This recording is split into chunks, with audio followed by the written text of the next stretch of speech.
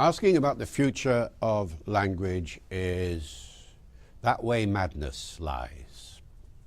Who would have predicted 1,000 years ago that Latin would no longer be used in 1,000 years' time?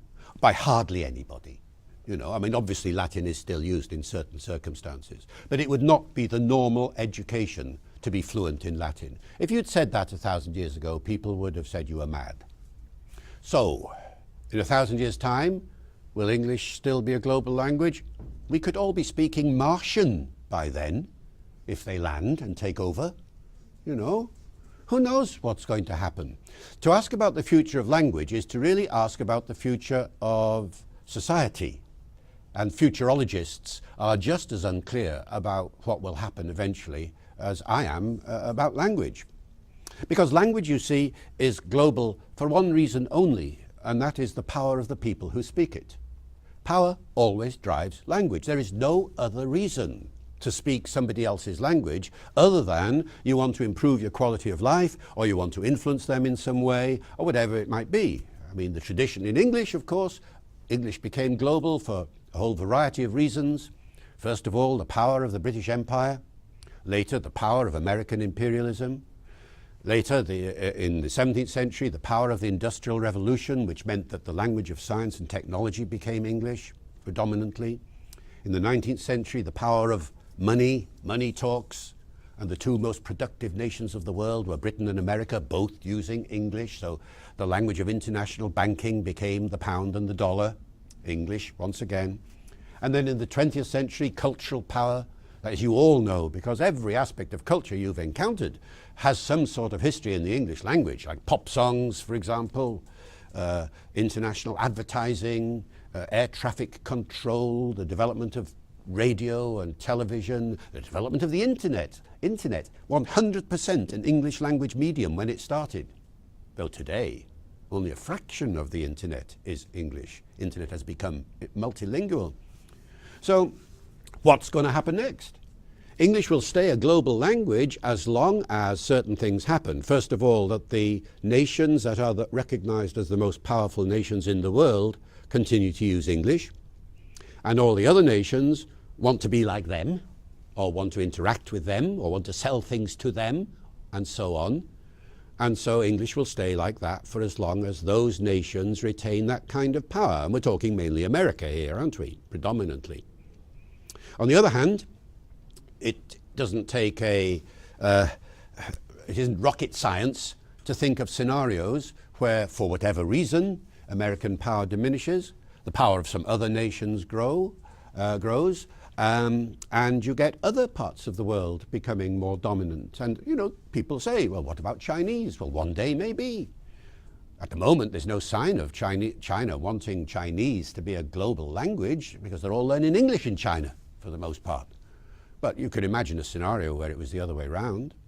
You can imagine a scenario when Spanish is the fastest growing language in the world at the moment, population-wise. Because of South America and Central America, and increasingly in North America, Spanish is becoming very widely used. You can imagine a scenario where one day we might all end up speaking Spanish.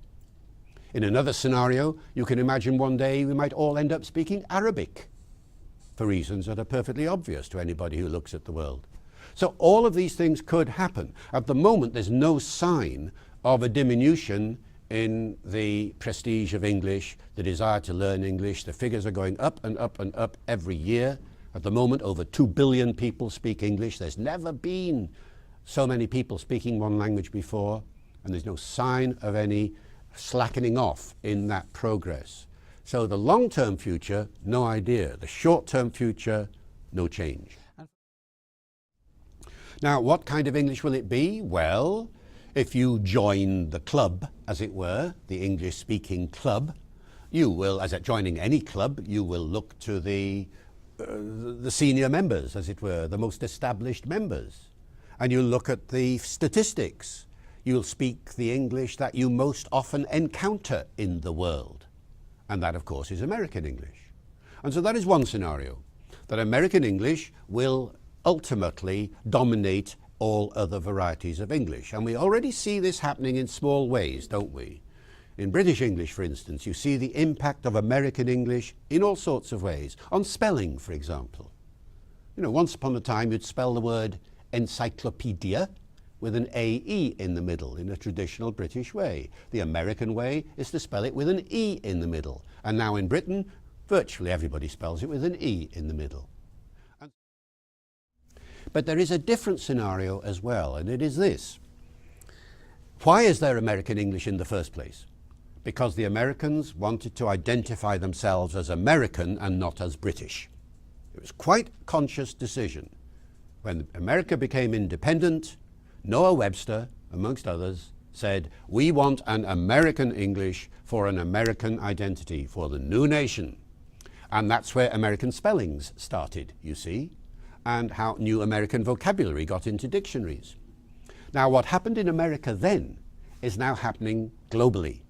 So all over the English-speaking world, people are saying, well, you can be British if you like, you can be American if you like, but we want to be Indian, or we want to be Nigerian, or we want to be Ghanaian, or what have you. And the English that we use will reflect that cultural identity. Now, we're not talking just a few people here, you see. In India, nobody knows exactly how many, but there must be at least 400 million people speaking English in India, speaking Indian English, not speaking British English or American English or anything like that. And therefore, could the English of the future be some sort of amalgam of all sorts of English from around the world? You know, bits of Indian English, bits of Australian English, bits of American English, bits of British English. Who knows, bits of Serbian English. You know, everybody can put something into the melting pot of English so that when people meet from a whole variety of nations, as you get so often in business meetings and international conferences, or just in a hotel in any part of the world, and English is being used as a lingua franca, could a lingua franca English, and that's the term that's often used these days, which is culturally not identifiable with any one place because it's a mixture of everything, could that be the norm? And I think probably that's the way it's going to go.